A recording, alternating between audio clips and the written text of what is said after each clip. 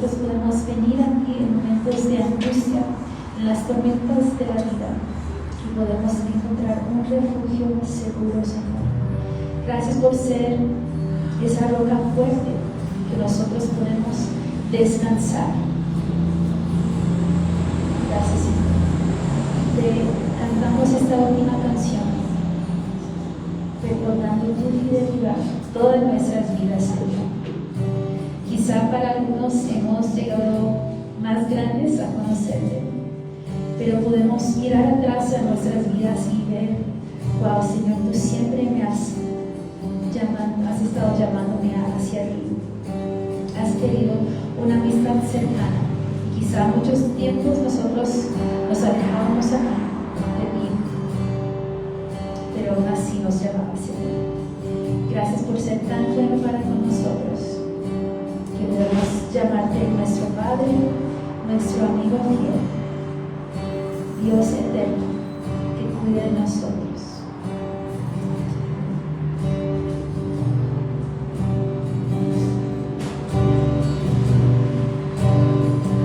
Te amo, Dios.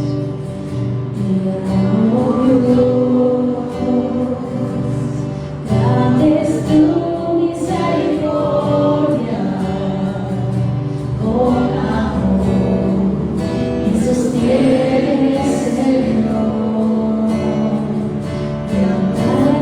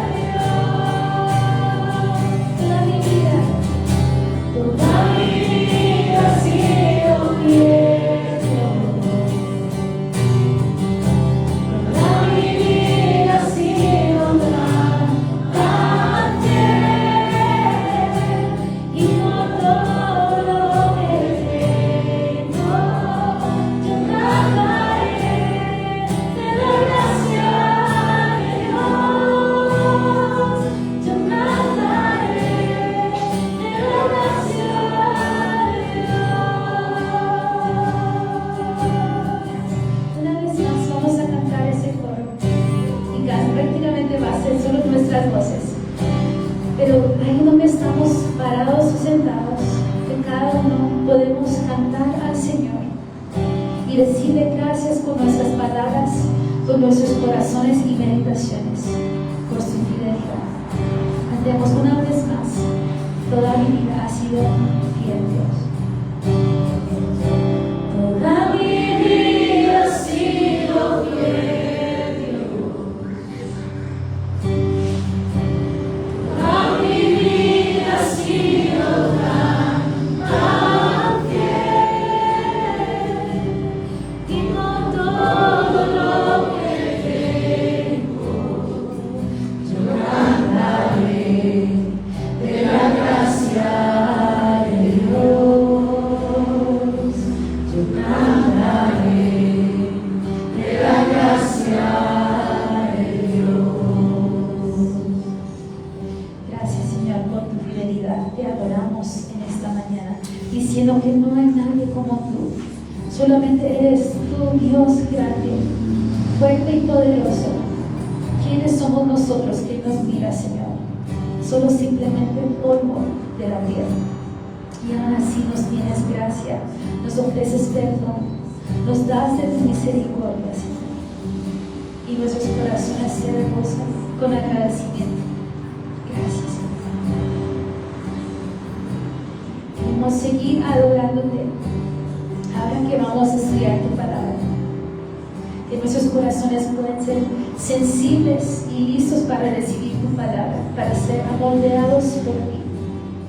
Gracias de nuevo por el privilegio que tenemos de otro día de vida, de otra oportunidad de congregarnos, de leer tu palabra, de cantar en voz alta. Gracias, Señor, somos tan bendecidos y te adoramos en esta mañana. En tu nombre, Jesús. Amén. Pueden tomar sus asientos. A todos bienvenidos en esta mañana. Los niños pueden subir a su clase. Si necesitan una Biblia, con mucho gusto les podemos acercar una, solo de verdad la manita, y les acercaré ahí como el menos, ahí les acercaré.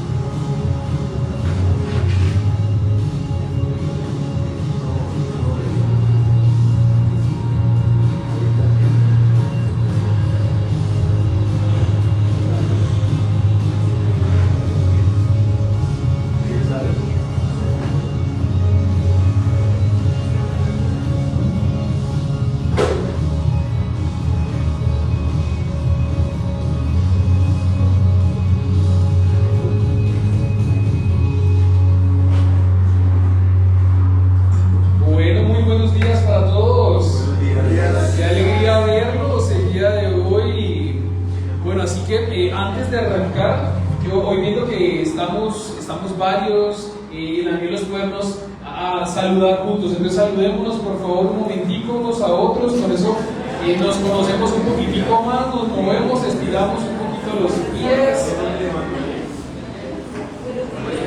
Esto es iglesia, la iglesia es compartir, saludarnos, desencartonarnos. Eso es lo chévere de poder compartir como iglesia. Y mientras tanto también pues quienes necesitan Biblia van levantando su mano, por favor. Quien necesite Biblia va levantando su mano para un servidor tenga una Biblia a sus manos. Pongamos nuestro teléfono en modo de avión, en silencio. Hoy tenemos una enseñanza, un invitado especial en la iglesia. No es nuevo para nosotros, ya ha venido varias veces, pero quería darle la introducción a Carlos. Entonces el día de hoy vamos a estar en Tito capítulo 1. Tito capítulo 1. Vamos a estar en los versículos del 5 al 16. Del 5 al 16. Así que invito a Carlitos para que comparta el día de hoy y todos seamos edificados a través de la Escritura.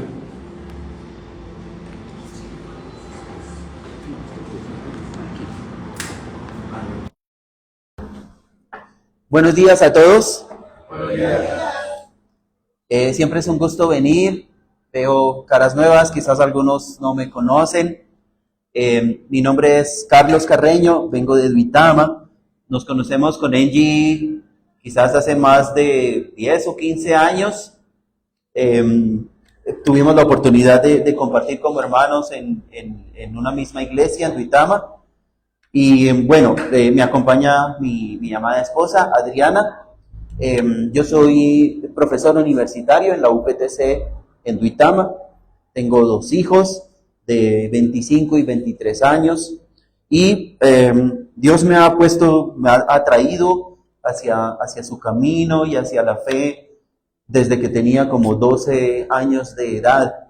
A través de mis padres llegamos a una congregación por una campaña bíblica. Llegamos un miércoles en la noche, por allá en el año 1985, 1986, y lo único que recuerdo es que después de ir ese miércoles, era una semana de campañas, el miércoles, jueves, viernes, sábado y domingo, siempre vinimos a la iglesia. Mis padres nos trajeron de ahí en adelante toda la vida, y como en la vida cristiana, pues vamos y venimos, y pues hoy nos tiene el Señor aquí para compartir su palabra. Quería saber cómo están. Si quizás pueden pensar en una pregunta. Si yo les dijera, ¿cómo está su fe en estos días? ¿Qué podríamos decir? ¿Está pinchada? ¿Está tambaleando? ¿O no, en el Señor, todo en Cristo, fortalecida? Algunos estamos con un bajonazo. Quizás algunos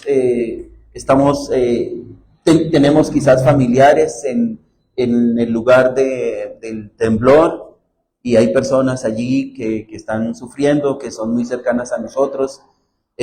Un tío mío que vive en Toro Valle, él no se encuentra, estaba de viaje, un viaje largo, y su casa, una casa vieja de adobe que él estaba remodelando, se cayeron los techos y las paredes estaban todas resquebrajadas.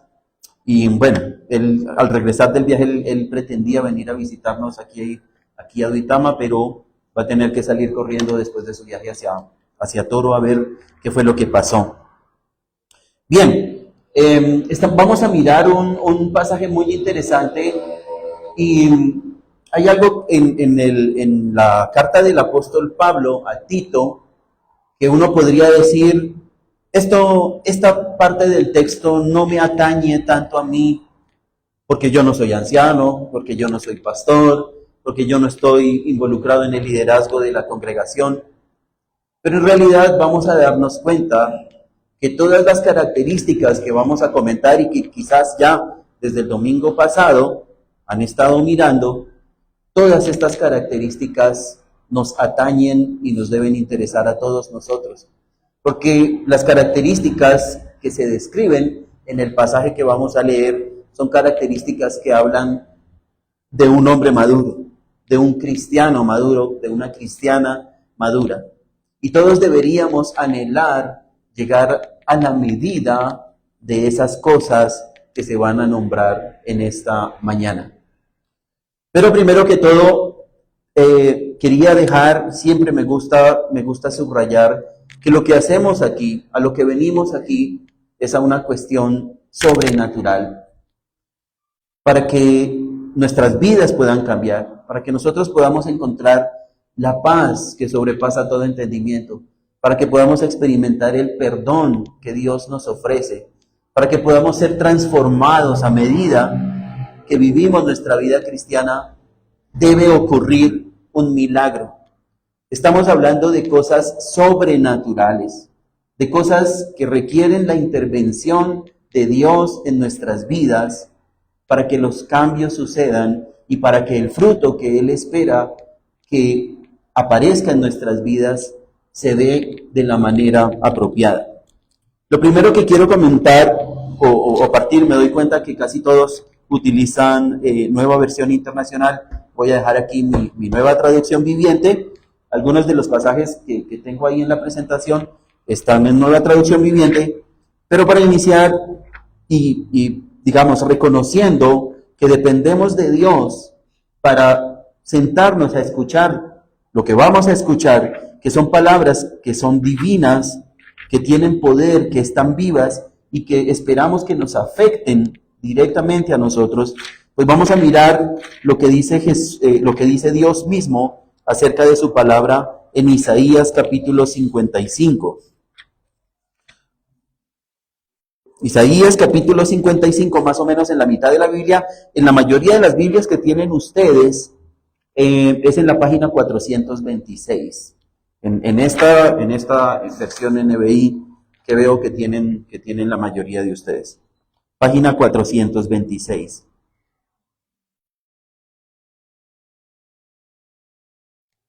Vamos a leer desde el versículo 9. Página 426, Isaías capítulo 55. Desde el versículo 9 dice: mis caminos y mis pensamientos son más altos que los de ustedes, más altos que los cielos sobre la tierra. Los pensamientos de Dios y los designios de Dios, la voluntad de Dios para nuestra vida y para esta humanidad y para este planeta, no es lo que nosotros nos imaginamos. A veces nosotros podemos juzgar a Dios por el terremoto, por las personas que murieron, que perdieron sus cosas, y en alguna medida podríamos decir, pero ¿por qué Dios permite que sucedan estas cosas y que gente inocente sufra este tipo de circunstancias? A nuestro modo de ver, podríamos ver algo de injusticia, algo de esto no debería ser necesario que los humanos vivieran este tipo de cosas. Pero la palabra de Dios dice que los pensamientos de Él no son nuestros pensamientos. Y Dios en su soberana voluntad actúa en esta humanidad. Y con solo que Él se acomode, cambie de pierna, sentado en su trono de gracia y de majestad, la tierra puede temblar y puede trastornar nuestra existencia. Este tipo de cosas a muchas personas en la tradición judeocristiana en la que hemos crecido todos nosotros en este país, en el contexto cultural en el que estamos, en circunstancias difíciles, ante la muerte de un ser querido o ante una tragedia como esta, levantamos nuestros ojos a Dios pidiendo misericordia, pidiendo que pare el terremoto. Muchos de los reels y los videos que uno veía es personas gritando: Señor, pare ya, Señor, deténlo, para, por favor, misericordia. La gente clama a Dios cuando no sabe qué más hacer. Algunos otros pueden levantar su puño en rebeldía, reclamándole a Dios, pero Dios está mostrando que Él es soberano y hace falta solamente que se acomode en su trono para que ponga nuestras vidas de cabeza, si es lo que Él quiere. Pero también la palabra de Dios dice que así, versículo 10, así como la lluvia y la nieve descienden del cielo y no vuelven allá sin regar antes la tierra y hacerla fecundar y germinar, para que dé semilla al que siembra y pan al que come, así es también la palabra que sale de mi boca. No volverá a mí vacía, sino que hará lo que yo deseo y cumplirá con mis propósitos. Cada vez que nosotros venimos aquí, tenemos el privilegio, yo tengo el privilegio de hablar las palabras de Dios y ustedes tienen el privilegio de escucharlas. Sepan que yo predico con la fe de que lo que hablo son las palabras de Dios y con el anhelo de que lo que la palabra de Dios tiene para ustedes sea como una semilla que cae en un terreno fértil, preparado, apropiado para que dé el fruto correspondiente. Que no salgamos de aquí igual que entramos y que podamos disponer nuestra mente y nuestro corazón. Señor, háblame a mi vida, transfórmame y haz que mi corazón y mi mente sea un terreno fértil para que tu palabra haga lo que tú quieres que haga. Y con esa fe nos paramos aquí adelante a predicar.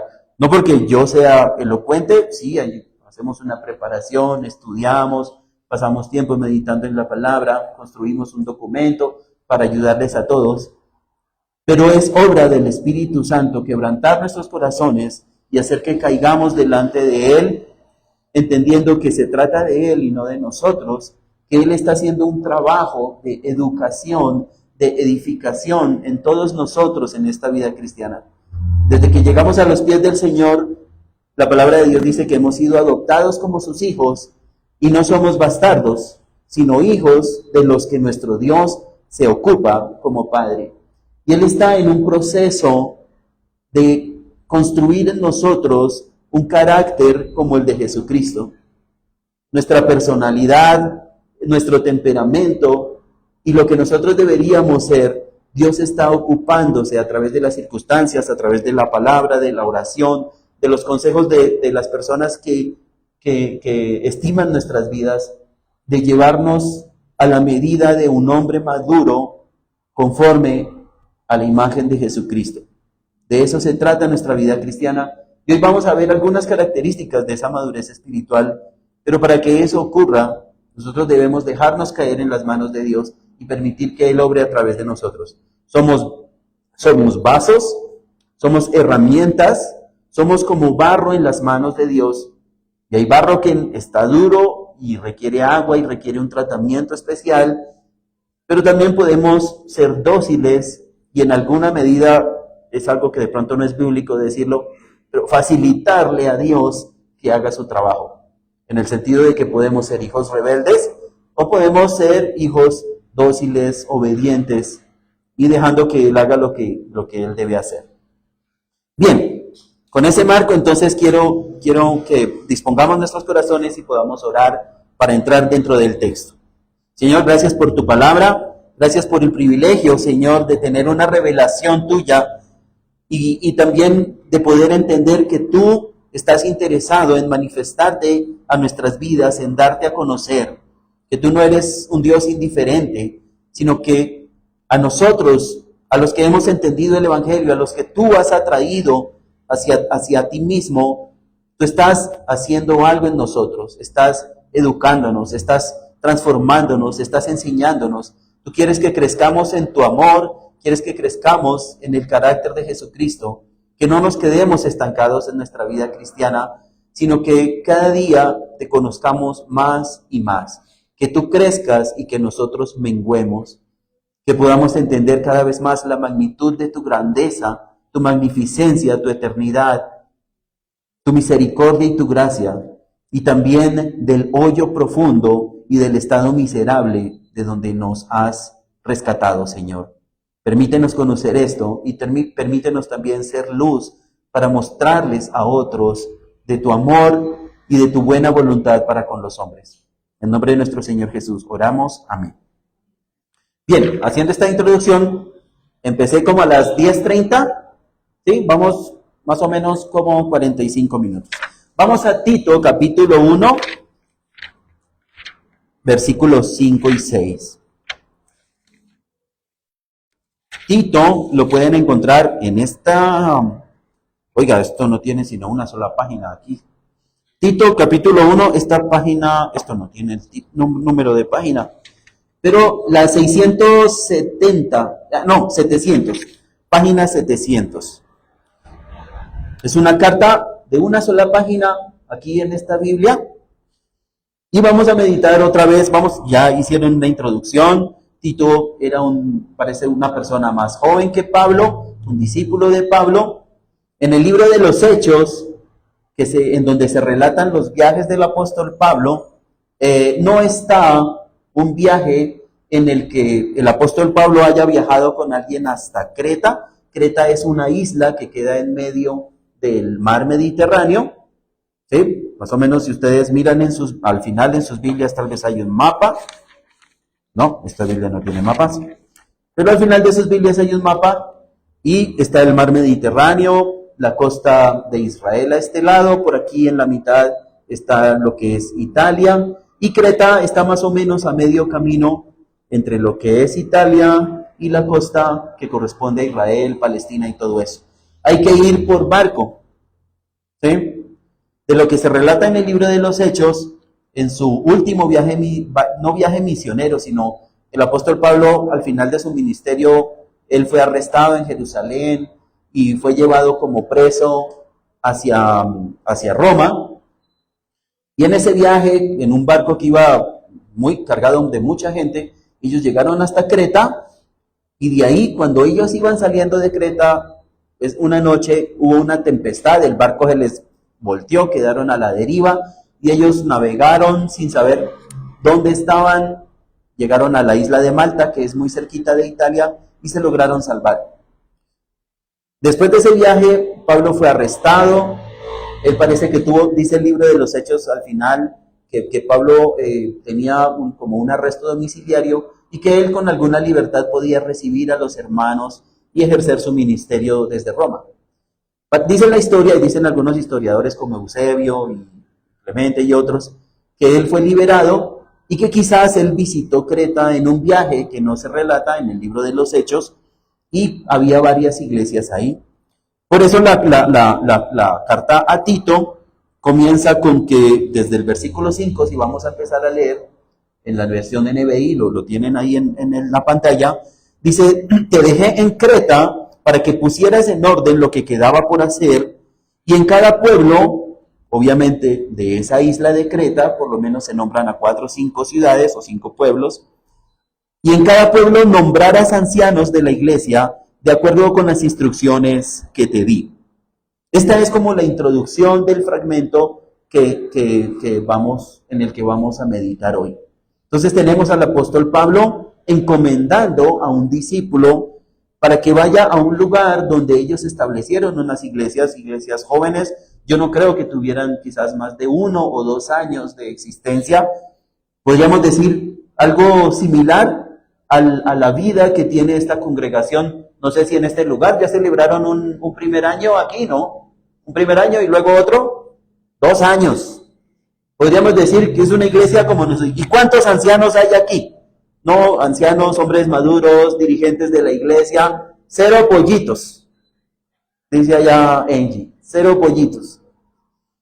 Y dice Pablo a la iglesia de Tunja que Tito viene para poner las cosas en orden y nombrar ancianos en la iglesia de acuerdo con las instrucciones que da. Entonces, suponiendo que yo soy Pablo y mando aquí a Angie, ¿sí? Yo tengo 52 años, Angie tiene como 25, 30 y qué, 40 y 36, Tito más o menos así, y él tiene el trabajo de establecer la congregación, de ayudar a la congregación, y en alguna medida establecer ancianos, dice que nombrar, ¿sí? Nombrar ancianos en la iglesia. La forma de nombrar ancianos, de acuerdo como tenemos otros textos de la palabra, no es que yo digo que el señor de rojo y el señor de la chaqueta de cuero van a ser ancianos. En realidad, la forma en la que eso funcionaba es que en las dinámicas normales de una congregación, de un grupo de creyentes, siempre en todas las congregaciones van apareciendo personas que tienen una actitud de pastorear a los demás, que les gusta involucrarse en la toma de las decisiones, que opinan, que se nota que tienen un carácter espiritual de madurez, que se caracterizan por un anhelo mayor del Señor, que se nota, los demás empiezan a notar que tiene una vida de piedad, una vida de buen ejemplo, que son personas que se interesan por los demás, que preguntan, que invitan a sus casas, y poco a poco van dando pinitos y se les da la oportunidad de hacer lo que estoy haciendo yo, dirigirse a los demás. Y las demás personas empiezan a reconocer en ese hermano algo de autoridad, algo de suficiencia, algo de interés por los demás. La forma de establecer ancianos, de acuerdo al orden bíblico, en realidad no es que se nombren, sino que la iglesia los reconoce y en algún tipo de ceremonia o en algún momento puntual, sí debe haber un reconocimiento oficial. Es a eso a lo que nos referimos. No se establece de la manera de una tiranía, no se establece por solo el parecer de, digamos, la persona encargada, la persona destinada para pastorear la congregación. En la iglesia se supone, de acuerdo a lo que entiendo de la palabra, que el liderazgo es plural, es un liderazgo servidor, y se establece bajo el principio de que la congregación ha reconocido y ha otorgado autoridad a otro. La autoridad es algo que yo le otorgo a otra persona sobre mi vida. Yo le otorgo importancia a los consejos y a las instrucciones que alguien da sobre mi vida. Y también yo otorgo respeto. El respeto es algo que se inspira, la autoridad es algo que se inspira y es algo que yo le otorgo a otra persona. Y en ese sentido, entonces, es más fácil que alguien pueda someterse a otro. Todo eso en el marco de que los unos nos debemos someter a los otros, de que nos edificamos los unos a los otros y que el liderazgo de Jesucristo es un liderazgo servidor, en donde así como Cristo se entregó por su iglesia, la iglesia responde al amor de Jesucristo en sometimiento, en obediencia, en adoración. Los ancianos están puestos por Dios para rendir cuentas. Dios ha establecido en el orden de la congregación a unas personas para que se encarguen de dirigir a la congregación hacia los mejores pastos, a tomar las mejores decisiones, a administrar los recursos, pero todo es en pro y en bienestar, en edificación de la congregación. Y luego de que vamos al pasaje, luego entonces viene Pablo diciéndole a Tito algunas características de este tipo de personas. Vamos al versículo 6. El anciano debe ser intachable, esposo de una sola mujer, sus hijos deben ser creyentes, libres de sospecha de libertinaje o de desobediencia.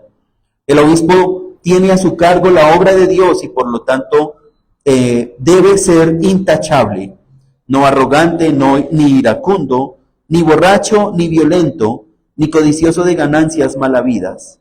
Al contrario, debe ser hospitalario, amigo del bien, sensato, justo, santo y disciplinado.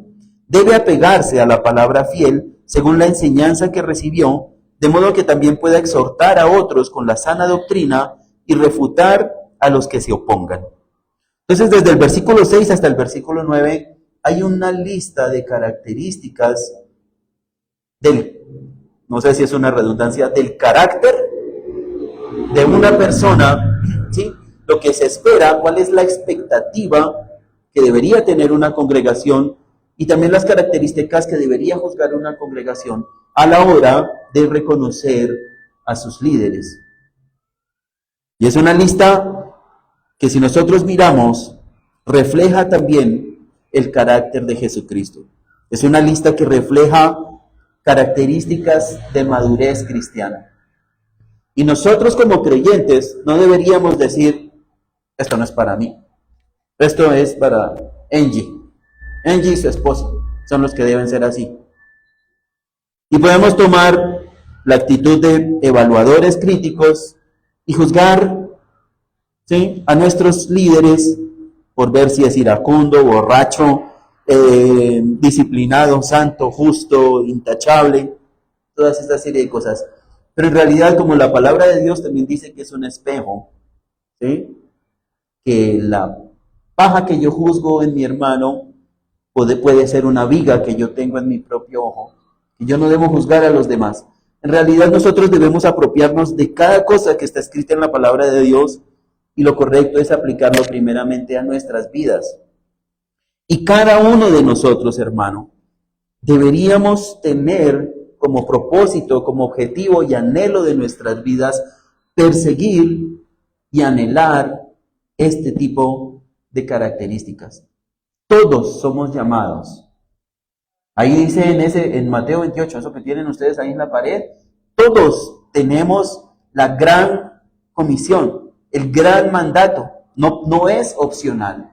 Todos estamos llamados a hacer luz y a ir, a movernos del lugar en donde estamos, a ir hacia otro lugar para hacer discípulos en todas las naciones, enseñándoles las cosas que están ahí en ese letrero.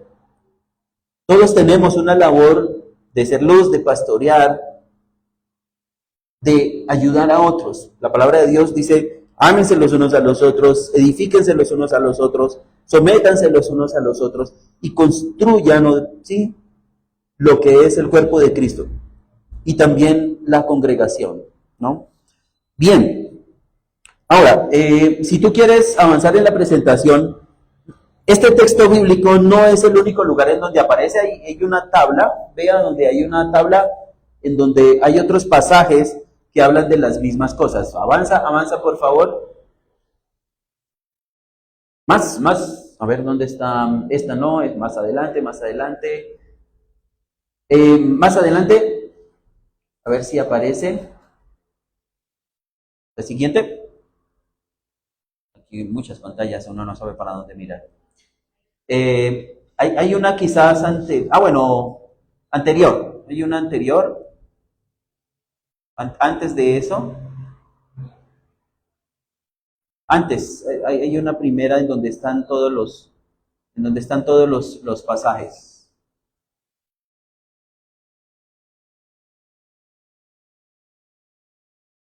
Ahí, bueno, dejémosla ahí. Entonces, esto que se está diciendo aquí en Tito, capítulo 1, versículos 6 al 9, también se dice en la carta de Pablo a Timoteo. Timoteo era otro discípulo de Pablo y también Timoteo tenía la tarea de reconocer ancianos en las iglesias. Miremos solo unas 3 páginas atrás. Vamos a primera de Timoteo, capítulo 3, versículos del 2 al 7. 3 del 2 al 7, capítulo 3, versículos del 2 al 7. Podemos leer desde el versículo 1. Esto es página 695, no tiene, como es el inicio de un libro, no tiene en otra, 727, aquí, en NBI, en esta, 695. Bien, primera de Timoteo 3, desde el versículo 1 dice, se dice, y es verdad, que si alguno desea ser obispo, a noble función aspira. Así que el obispo debe ser intachable, esposo de una sola mujer, moderado, sensato, respetable, hospitalario, capaz de enseñar, no debe ser borracho ni pendenciero ni amigo del dinero, sino amable y apacible. Debe gobernar bien su casa y hacer que sus hijos le obedezcan con el debido respeto, porque el que no sabe gobernar su propia familia, ¿cómo podrá cuidar de la iglesia de Dios? No debe ser un recién convertido, no sea que se vuelva presuntuoso y caiga en la misma condenación en que cayó el diablo. Se requiere además que hablen bien de él los que no pertenecen a la iglesia, para que no caigan en descrédito y en la trampa del diablo. Luego habla de los diáconos, igualmente deben ser honorables, sinceros, no amigos de mucho vino, ni codiciosos de las ganancias malavidas. Deben guardar una conciencia limpia, las grandes verdades de la fe, que primero sean puestos a prueba y después, si no hay nada que reprocharles, que sirvan como diáconos. Asimismo, las esposas de los diáconos deben ser honorables, no calumniadoras, sino moderadas y dignas de toda confianza. El diácono debe ser esposo de una sola mujer y gobernar bien a sus hijos y su propia casa. Los que ejercen bien el diaconado se ganan un lugar de honor y adquieren mayor confianza para hablar de su fe en Cristo Jesús. Bien. Y también tenemos de la lista, tenemos algo similar. Hay un pasaje relacionado que también está en Hechos.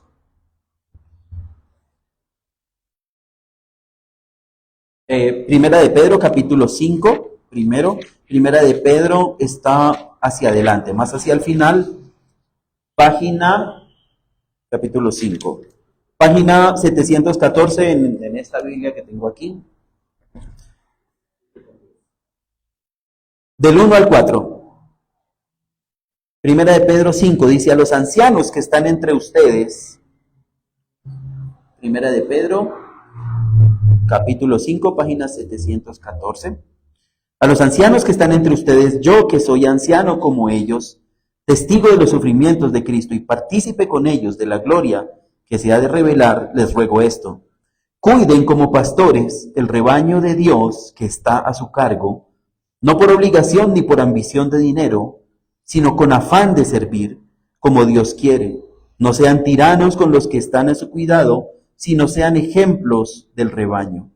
Así cuando aparezca el Pastor Supremo, ustedes recibirán la inmarcesible corona de gloria. Asimismo, jóvenes, sométanse a los ancianos y revístanse todos de humildad en su trato mutuo, porque Dios se opone a los orgullosos, pero da gracia a los humildes. Podemos dejar ahí. Y el último pasaje es Hechos 20:28. Hechos 20:28 lo podemos encontrar en la página 648 de esta Biblia NBLI. Página 648. 28, por aquí.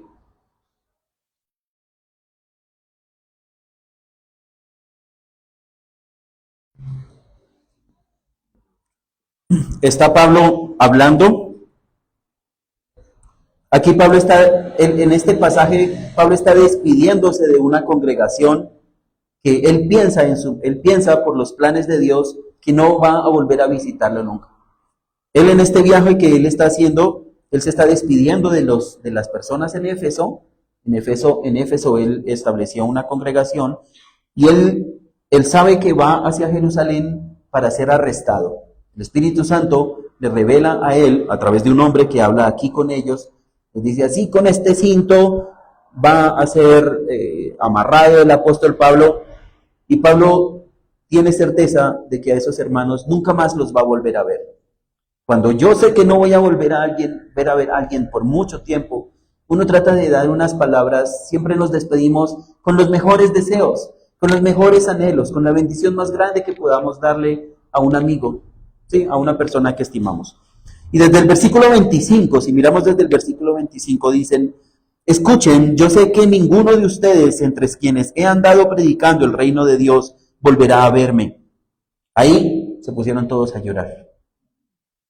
Por tanto, hoy les declaro que soy inocente de la sangre de todos, porque sin vacilar les he proclamado todo el propósito de Dios.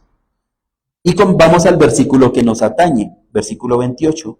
Tengan cuidado de sí mismos y de todo el rebaño sobre el cual el Espíritu Santo los ha puesto como obispos para pastorear la iglesia de Dios, que él adquirió con su propia sangre. Entonces es un mensaje a los ancianos de esta iglesia. Y así como en algún pasaje anterior, en el de Timoteo, dice que el que anhela obispado, el que anhela liderazgo, el que anhela estar en una posición de servir a los demás, es bueno. Por iniciativa propia yo puedo, es bíblico, no es antibíblico, anhelar servirle a los demás y tener esta ingrata responsabilidad, porque es una responsabilidad que implica morir a uno mismo, de mucho sacrificio. Pero anhelar esto, si una persona tiene ese anhelo, está bien. Dice: el que anhela obispado, buena obra desea. Pero también debemos reconocer que aquí Pablo está diciendo que el Espíritu Santo es quien pone a esas personas en cada congregación. Dios, en el libro de Efesios, Dios da dones, da talentos, y también Él pone todo lo que una congregación necesita para que funcione apropiadamente. Es nuestro deber reconocer nuestros talentos y nuestros dones, y es nuestra responsabilidad como miembros de un cuerpo local de funcionar apropiadamente, sirviendo cada uno en lo que Dios ha destinado que hagamos, ¿sí? No directamente ministerio de niños, ministerio de mujeres, yo soy el que barro, yo soy el de la técnica, pero sea cual sea, ¿sí? De acuerdo a la potencia que Dios nos da, dice, porque Pablo dice aquí que yo sin vacilar les he proclamado todo el propósito de Dios. Una congregación que adolece por la falta de, digamos, de entrega de alguien que tiene un don y no lo ejerce, la congregación se adolece, no funciona bien. Si yo tengo mi páncreas dañado, si ahorita tengo un uñero aquí y chica, me duele y no puedo agarrar bien cosas y es incómodo para dormir, me duele cuando me acomodo, solo con un malestar aquí pequeñito. Y la palabra de Dios, una de las formas en las que ilustra a la congregación, a la iglesia local, es como un cuerpo en donde todos somos miembros los unos de los otros, nos ajustamos, nos coordinamos para crecer a la medida de Jesucristo y todos tenemos el deber de encontrar el lugar apropiado, nuestra función para el bienestar del cuerpo. Si tú estás en esta congregación, es porque tú tienes algo vital para el funcionamiento de esta iglesia. Y esta iglesia tiene algo vital para ti. El que es ojo no menosprecia al que es pie, el que es mano no menosprecia al que es cabeza, o cosas así. Todos somos necesarios, algunos parecen miembros con un mayor honor, otros son más cubiertos, más discretos, pero sin el uno o sin el otro, la congregación está coja. Cada uno de nosotros, crecer en madurez espiritual, pasa por reconocer nuestro don, nuestro talento y ponerlo al servicio edificante de los demás en la congregación local. Bien, ahora, ese es el primer asunto que trata Pablo a Tito, y luego viene a tratar un asunto de personas que son mal ejemplo, de personas que no construyen, sino que destruyen, que vienen a trastornar, que vienen a confundir. Y entonces es de lo que habla Tito. Porque toda congregación local también tiene esa realidad, ¿sí? De lobos, de falsos pastores, de asalariados, de gente que quiere aprovechar por ganancia deshonesta, o simplemente gente como el Guasón, que son agentes del caos. Solamente quieren ver arder el mundo. Lo que les interesa es, ¿sí?, establecer la pelea, establecer el desorden, establecer el caos. Y este tipo de personas, es una realidad, también existen en las congregaciones locales. Y entonces está Tito hablando aquí. Vamos otra vez a la página que era, está aquí, no tiene 700 en esta Biblia. Dice, entonces vamos a leer otra vez el versículo 9.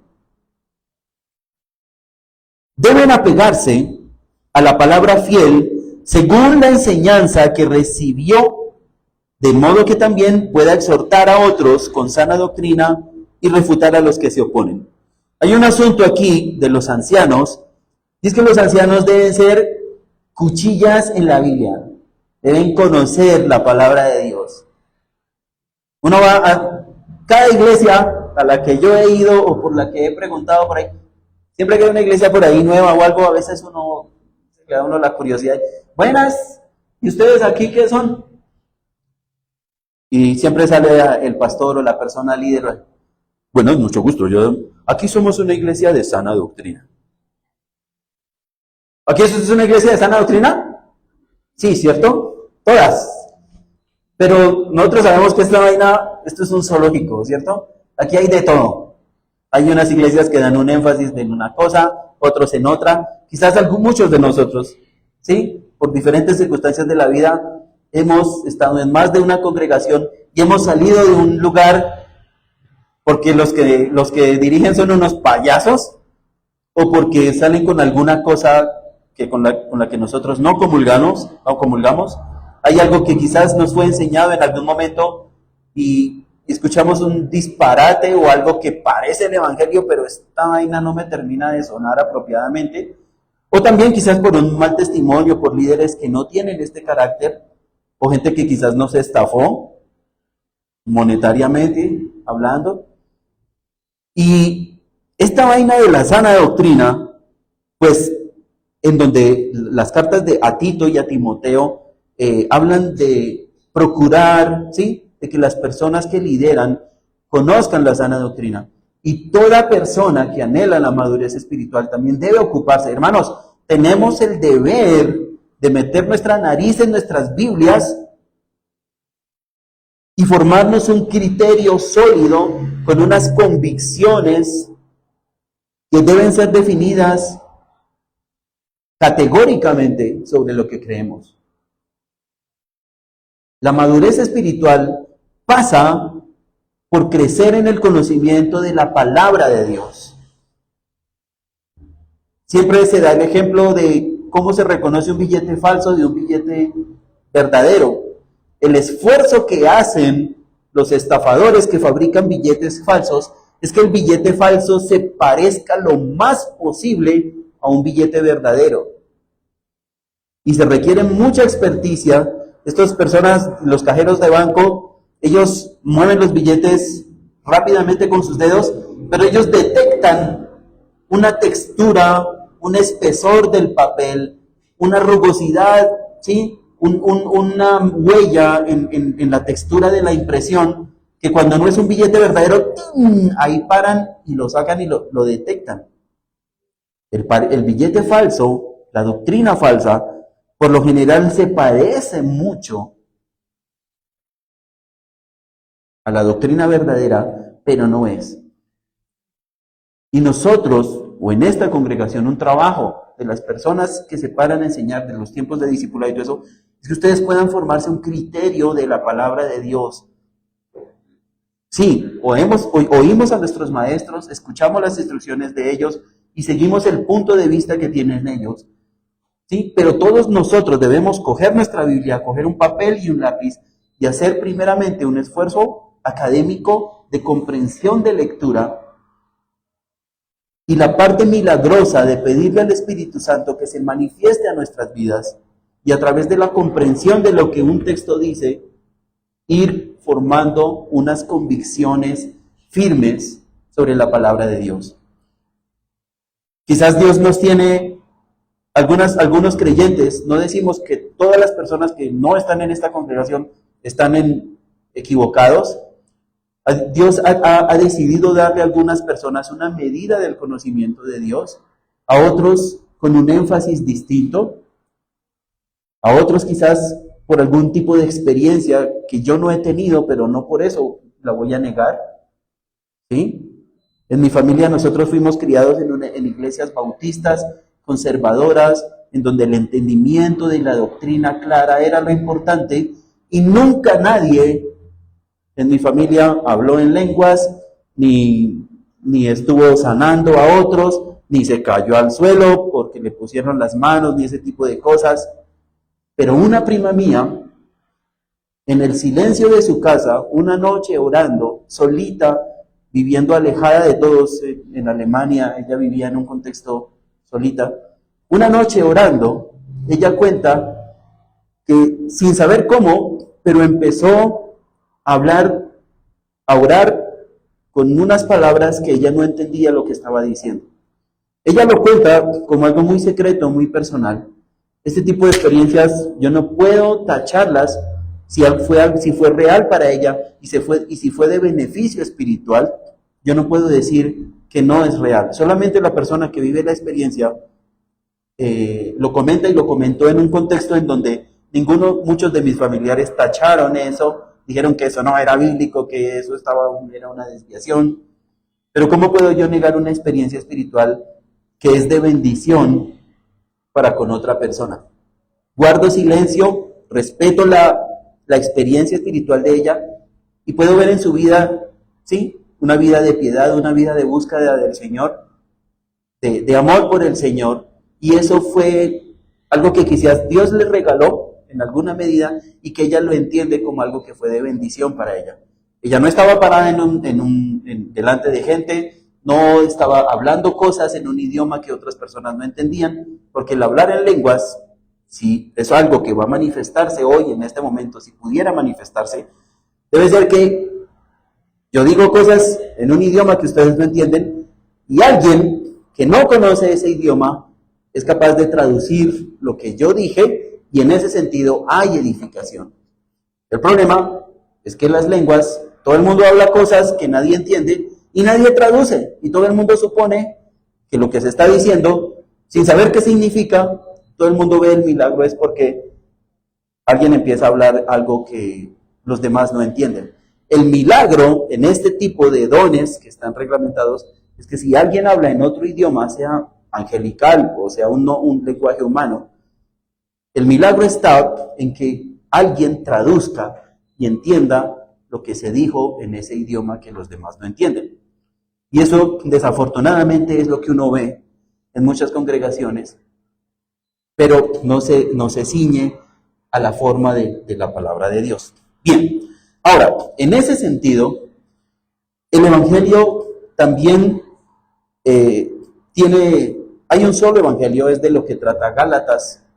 También hay una defensa de Pablo por no desviarse del Evangelio que él predica, porque hay un solo Evangelio, dice, no que haya más Evangelios, pero sí, dice, él se maravilla de que los hermanos hayan cogido en la dirección de alguna persona que vino con una versión de algo. Si yo les dijera, hermanos, si no se bautizan y no firman un compromiso de amor, de membresía de esta congregación, no pueden ser salvos. Para la salvación necesitan bautizarse y necesitan firmar un compromiso de amor y de membresía de la congregación. Si no, no van a ser salvos. Entonces alguno aquí me dice, no. ¿Sí? Sí. Como que no. Los hermanos creyentes que vivían por fuera de la provincia de Judea y de Samaria, que fueron a vivir a otros lugares en donde el judaísmo no era lo principal, y conocieron el Evangelio, ellos cargaban con un poco de tradiciones, y en esas sinagogas, si yo soy creyente, y suponiendo que voy a España, me fui a estudiar una maestría o lo que sea, y yo estoy allá en Barcelona, y no conozco a nadie, algo se cayó, algo se desbarató, esto. ¿Yo qué haría? Pues yo busco en Facebook, algo no está funcionando aquí bien, lo enredé donde no es. Ya. Yo buscaría una iglesia cristiana, ¿cierto? En Barcelona, si yo no conozco a nadie, yo busco en Facebook o en algún directorio, ahí está bien todo. Y al primer lugar donde yo intentaría ir a encontrarme con alguien, yo trataría de buscar una iglesia cristiana. Para decir, buenas, yo llegué aquí, no conozco a nadie, ustedes me ayudan, me guían, necesito un colchón, necesito arrendar una pieza. Seguro que esos hermanos, sí, en alguna medida hay una conexión. Pablo, cuando él hacía esos viajes misioneros y salía a compartir el Evangelio, él llegaba a las ciudades y donde había grupitos de judíos, decía, si hay una sinagoga, allá es donde me voy a meter primero. En las sinagogas había judíos. Y él hablaba el Evangelio. Algunos creían, otros se ponían de mal genio. Pero algunos de los que creían eran, por ejemplo, personas que eran instruidas como los fariseos, entendían el Evangelio, pero después de entender el Evangelio como que se quedaban con, como que para salvarse, esto de la circuncisión, yo creo que esto es importante. Gente que toda la vida les fue enseñado que fueron circuncidadas y que la circuncisión era una vaina importantísima. Yo creo que deberíamos circuncidarnos. Todos los que creen aquí en el Evangelio deberían circuncidarse, porque si no se circuncidan, entonces no van a ser salvos. Pablo escribe Gálatas y les dice, ¿quién los fascinó para caminar en una dirección distinta? La salvación es por gracia de Dios, implica el arrepentimiento del ser humano, ¿sí? El perdón de nuestros pecados y acercarnos a la cruz de Cristo para recibir de Él el regalo que Él compró con su sangre. Él pagó por nuestros pecados en la cruz. Y yo debo arrepentirme de mis pecados y debo reconocer y apropiarme de que lo que Él hizo en la cruz, lo que Jesucristo sufrió, en la cruz fue lo que yo debía haber sufrido debería ser el castigo que yo merezco por mis pecados, pero Dios lo castigó a él en lugar mío. Él fue un sustituto, él tomó mi lugar y ahora lo que él hizo, lo que él logró es válido para mí. Yo me arrepiento de mis pecados y reconozco y pongo mi fe en que lo que hizo Jesucristo es lo único que me justifica delante de Dios. ¿Sí? Ese es el Evangelio. Ahora, todo creyente, Dios tiene que producir un milagro en nosotros. Nosotros los creyentes, las personas que escuchan el Evangelio, no somos seres humanos que estamos chapaleando en el mar después de un naufragio y esperando a que Dios nos bote un salvavidas y de pronto Dios nos bota el salvavidas y nos salvamos. Lo que la palabra de Dios describe es que nosotros estamos ahogados en el fondo del mar y el renacimiento, nacer de nuevo, es una obra milagrosa que solo depende de Dios. Dios en su infinita misericordia de todos los seres humanos que están en el fondo del agua, muertos en sus delitos y pecados, como dice Efesios, Dios ha tomado su mano hasta el fondo del mar y me ha sacado a mí por algún mérito que yo tengo, porque yo soy de sangre azul y los otros son de sangre roja, porque soy hijo de los... yo no sé por qué, pero de lo que estoy seguro es que no es por nada que yo haya hecho. Dios ha tenido misericordia de mí, me sacó del fondo del mar, me trajo a la vida para que entendiera el Evangelio y me da la gracia de poder entender lo que Jesús hizo por mí en la cruz. Y al entender el Evangelio, entonces me adopta en su familia y entro en un proceso de educación, de edificación. Dios está queriéndome hacer como su hijo. Ese es el Evangelio, ¿sí? Y resulta que en Tito, vamos al versículo 10, dice, y es que hay muchos rebeldes, charlatanes y engañadores, especialmente de los partidarios de la circuncisión. A estos hay que taparles la boca, ya que están arruinando familias enteras al enseñar lo que no se debe, y lo hacen para obtener ganancias mal habidas. Fue precisamente uno de sus propios profetas el que dijo, los cretenses, los de esa isla, son siempre mentirosos, malas bestias, glotones, perezosos. Y es la verdad. Por eso, repréndelos con severidad a fin de que sean sanos en la fe y no hagan caso de leyendas judías ni de lo que exigen esos que rechazan la verdad. Vamos a parar ahí un momento. Entonces, en toda congregación, si nosotros llevamos una trayectoria de vida cristiana en alguna iglesia, siempre en toda iglesia hay ese hermanito que comienza con cuentos raros, que comienza a trastornar y a poner nuestra fe como en arenas movedizas y a decirnos que debemos hacer cosas que si no las hacemos, nuestra salvación está en entredicho. En realidad no sé si soy salvo. O a poner requisitos o cosas que el Evangelio no dice que debemos cumplir. Ahí puede haber falsos maestros. Por causa de los falsos maestros, las iglesias se dividen. Unos cogen para una dirección, otros cogen en otra dirección. Quizás algunos de nosotros hemos sido arrastrados. En algún momento nos metemos en un sitio que nos invitan y las personas empiezan a hacer cosas que uno dice, estos no son los míos. Ya ves, uno lo detecta. Pero hay otros lugares a donde uno va y uno dice, este sí es de los míos. Esto sí es de los míos.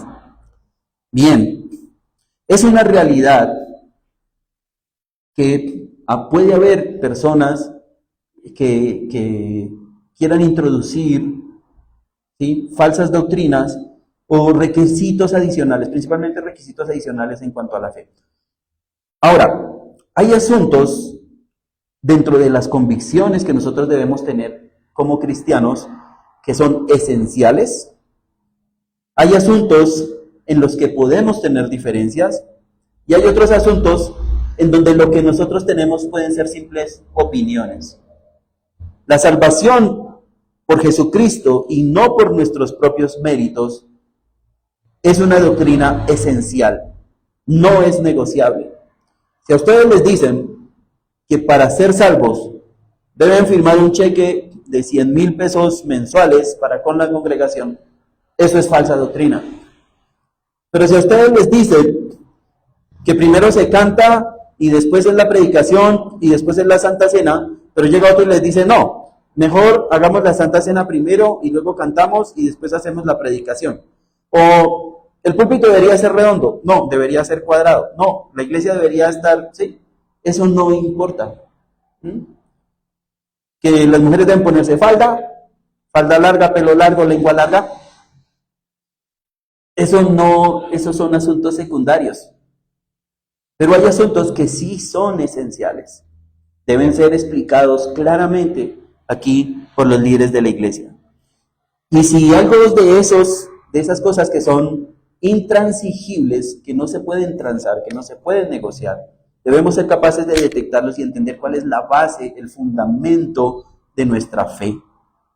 Eso debe ser, algo que yo quiero tratar también aquí es, tiene que ver con la madurez espiritual. Tenemos que ser capaces de establecer unas convicciones firmes y claras, que las entendamos perfectamente, y que si nos preguntan, podamos decir, yo creo esto, esto, esto y esto. ¿Sí? En otra parte de la palabra dice que nosotros debemos estar preparados para dar razón de la esperanza que hay en nosotros. Y el entendimiento de estas cosas también es una característica de madurez espiritual. Vamos al libro de Efesios, por favor. Efesios está en la página, vamos a Efesios 4, página 683 en esta Biblia, nueva versión internacional. 5 minutos. Efesios 4, 14.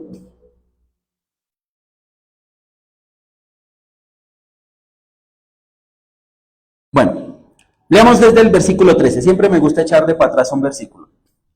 Efesios está hablando el apóstol Pablo, página 683. El apóstol Pablo está hablando en la carta de los Efesios sobre la unidad del cuerpo de Cristo.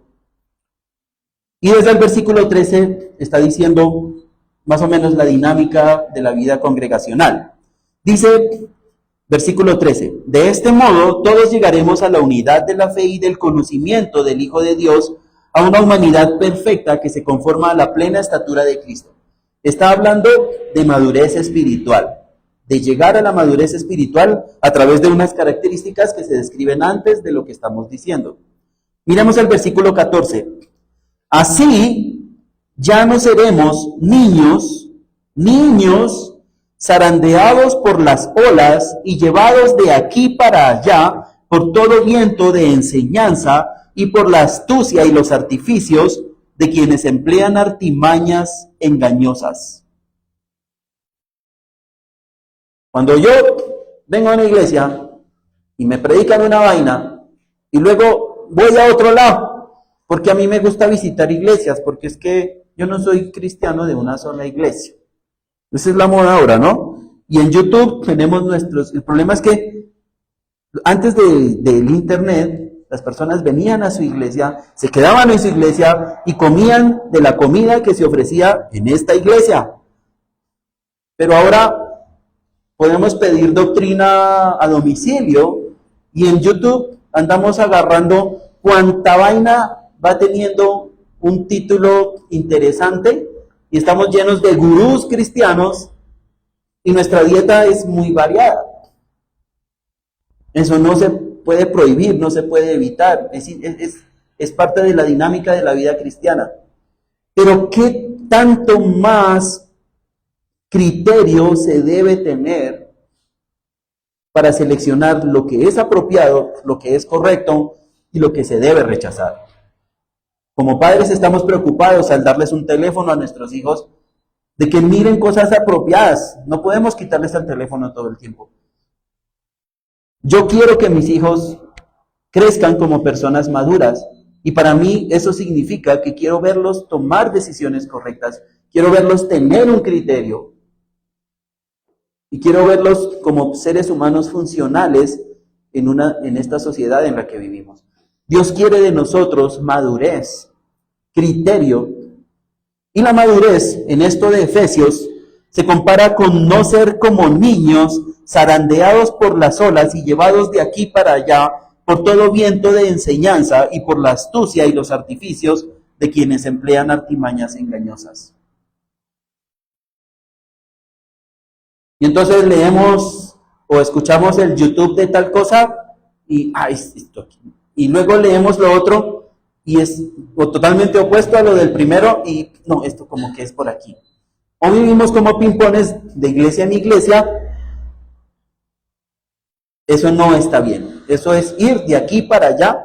Y perdonen, pero aquí dice en Efesios que eso es una característica de inmadurez espiritual. Debemos meter nuestras narices en la palabra de Dios y crecer en el conocimiento de Jesucristo. Y se refiere a conocer la palabra de Dios. Salmo 119. Cuánto amo yo tu ley. Estar en tus pensamientos y meditar en tus estatutos son el deleite de mi vida. ¿Conoces esos mandamientos, esos estatutos, esos preceptos de los que habla el Salmo 119? ¿Cómo vamos a amar algo que no conocemos, hermanos? Leer el Pentateuco, leer los 5 primeros libros, leer Números, Deuteronomio, el Éxodo, son libros preciosos. No perdamos, hermanos, la capacidad de asombrarnos de la palabra de Dios. ¿Te sientes estancado en tu crecimiento en madurez cristiana? ¿Cuándo fue la última vez que al leer un pasaje bíblico te asombraste, te quebrantaste por leer algo aquí? ¿Cuándo revivió ese primer amor? Si hace tiempo que dejaste de asombrarte por leer la palabra de Dios, estás estancado. Debes volver a tu primer amor. El último pedacito de Tito, de la parte que nos corresponde, es algo que es muy importante. ¿Dónde está Tito? Vamos otra vez a la página 700. Versículo 15. Solamente 2 palabritas acerca de esta parte. Dice, para los puros todo es puro, pero para los corruptos e incrédulos no hay nada puro. Al contrario, tienen corrompida la mente y la conciencia, profesan conocer a Dios, pero con sus acciones lo niegan. Son abominables, desobedientes e incapaces de hacer nada bueno. Lo primero es, quiero ocuparme de la segunda parte de este fragmento que leímos. Y es que la sana doctrina y la madurez espiritual deben ser consecuentes con el comportamiento. Nosotros como creyentes, si creemos, si tenemos algunas convicciones bíblicas, nuestra vida debe reflejar lo que creemos. Y por lo general, una forma de reconocer a los falsos maestros, a los que quieren torcer la palabra de Dios, es que sus vidas son vidas de mal testimonio. No se corresponden con lo que predican. Y hay un principio en las cartas de Timoteo y de Tito, que es la correspondencia y la necesidad de ser consecuentes entre lo que creemos y lo que vivimos. Primer asunto. Y el primer asunto tiene que ver con esto del versículo 15, de que para los puros todo es puro, pero para los corruptos e incrédulos no hay nada puros. No hay nada puro. Hermanos, en cuanto al liderazgo y en cuanto a las personas que se paran aquí a hablarles a ustedes o a participar con la música o este ministerio tuyo de pararse con la bolsita de los dulces ahí al frente, hermano. Esa vaina se requiere carácter para hacer eso, humildad y que tú sepas en realidad quién eres en Cristo para hacer eso que tú haces. Muy importante. Pero alguno podría pensar, ese man lo que quiere es en algún momento ser como el pastor aquí. Ese es lo que tiene, es su segunda intención. Ese es lo que quiere es congraciarse aquí. Pensar esa vaina es también señal de inmadurez. En una iglesia en donde yo asistía, celebrábamos la Santa Cena todos los domingos y antes de la Santa Cena se paraba un hombre, compartía una meditación sobre la Santa Cena, luego se paraba otro hombre y compartía otra meditación sobre la Santa Cena, luego el tercero se paraba, compartía algo sobre la Santa Cena y luego tomábamos la Santa Cena. Y se le ocurrió a un hermano o alguna hermanita a decir que lo que nosotros hacíamos era competir, a ver cuál de nosotros decía mejor la doctrina. Un pensamiento así nunca pasa por la cabeza de las personas que están sirviendo. Los creyentes entre nosotros no debemos pensar del otro que el otro tiene una segunda intención, porque para los puros todo es puro, pero para los corruptos e incrédulos no hay nada puro. Amar a tus hermanos en Cristo es que tú tengas una actitud y un pensamiento de buena voluntad hacia Él. Es creer bien de Él, no creer que tiene segundas intenciones. Y los falsos maestros y los falsos profetas son personas que tienen segundas intenciones. Pero una característica de un creyente transparente, limpio, sano, de un líder correcto, es no tener segundas intenciones y no creer que los demás tienen segundas intenciones. Debemos tomar ese tipo de pensamientos, llevarlos a la obediencia a Cristo y rechazarlos de nosotros, porque van a generar envidias, amarguras, divisiones entre nosotros. Entre creyentes nos tratamos. Yo a mi esposa le creo. Mi esposa cree en mí. Ella no piensa que yo tengo segundas intenciones con respecto a nada. Nuestra relación, si no es transparente, si no tenemos barreras ni sospechas del uno con el otro. Primera de Corintios 13, que es el capítulo del amor, habla de las características del amor, y en Primera de Corintios 13 se habla de que el amor todo lo cree, todo lo espera, todo lo soporta. La palabra dice que debemos ser prudentes como serpientes, ¿no? Inocentes como niños, pero prudentes como serpientes. Pero en cuanto al trato entre nosotros, y si somos una carne los unos con los otros, y si nos sometemos los unos a los otros, y nos edificamos los unos a los otros, tener pensamientos de que tal hermano tiene una segunda intención con lo que hace, es un pensamiento perjudicial, es satánico, es diabólico, y no debe existir en nosotros. Debemos tener una actitud de buena voluntad hacia mis hermanos. Dice 1 Corintios 13, página 669. Si yo hablo en lenguas humanas y angelicales, pero no tengo amor, no soy más que un metal que resuena o un platillo que hace ruido. Si tengo el don de profecía y entiendo todos los misterios y poseo todo el conocimiento, y si tengo una fe que logra trasladar montañas, pero me falta el amor, no soy nada. Si reparto entre los pobres todo lo que poseo, y si entrego mi cuerpo para que lo consuman las llamas, pero no tengo amor, nada gano con eso. El amor es paciente, es bondadoso. El amor no es envidioso, ni jactancioso ni orgulloso. No se comporta con rudeza, no es egoísta, no se enoja fácilmente, no guarda rencor. El amor no se deleita en la maldad, sino que se regocija con la verdad. Todo lo disculpa, todo lo cree, todo lo espera, todo lo soporta. Para mí es inevitable ver en estas palabras de 1 Corintios 13 las características de madurez espiritual expresadas con otras palabras. Quien ama a su hermano ha cumplido la ley. Quien ama al prójimo ha cumplido la ley. Y el único que ha cumplido la ley, toda, ha sido nuestro Señor Jesucristo. Nosotros no, la ley es un estándar de Dios, es una medida del carácter de Dios, la medida a la cual debemos llegar y que todos hemos fallado. Solo Jesucristo la cumplió perfectamente. Y cuando leemos 1 Corintios 13 y leemos estas características, es otra forma que tiene el apóstol Pablo de hablarnos de las características de madurez cristiana que deben estar en nosotros.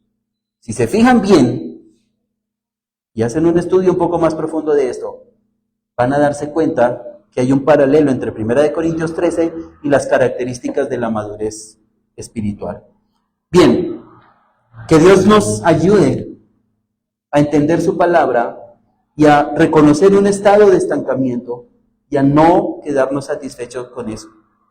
Crecer en la dirección en la que Dios quiere que crezcamos. Quizás hay algún obstáculo, algo que nos frena, un ancla, una rueda pinchada en nuestras vidas.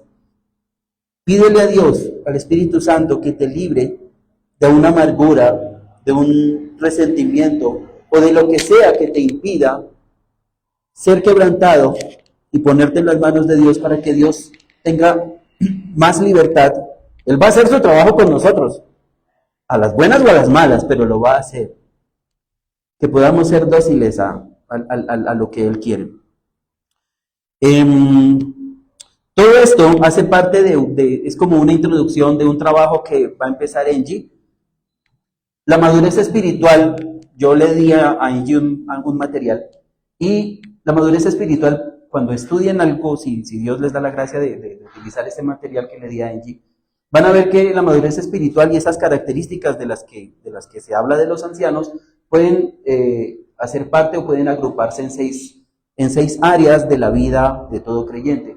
El área del deseo, de los anhelos, área de la integridad como seres humanos, lo que tiene que ver con la palabra de Dios, con el entendimiento y el manejo y el conocimiento de las doctrinas, con relación a su familia, en su vida personal y en su trato relacional, social con los demás.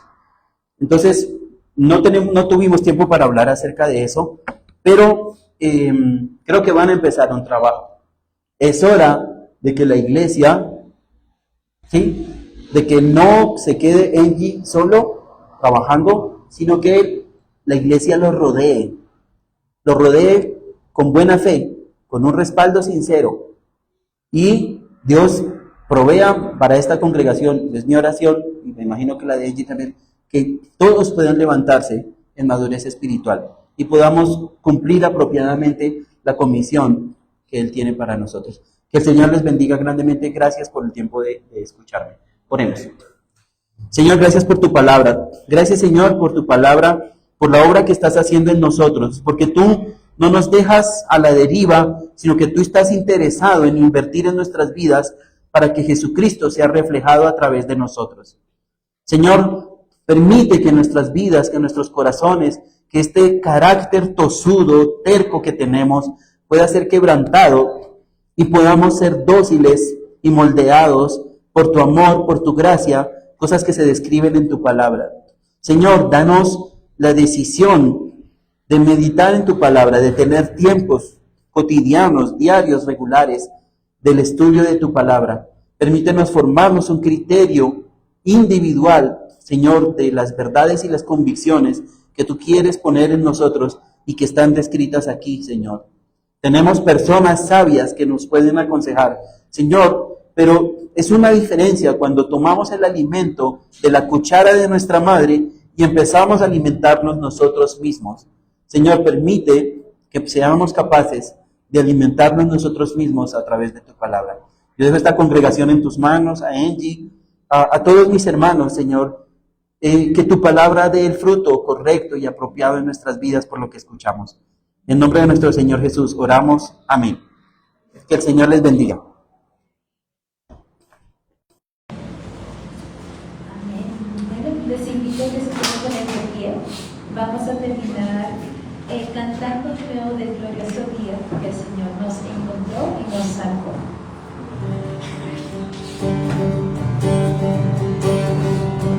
Vamos a cantar de mi pecado me rescataste.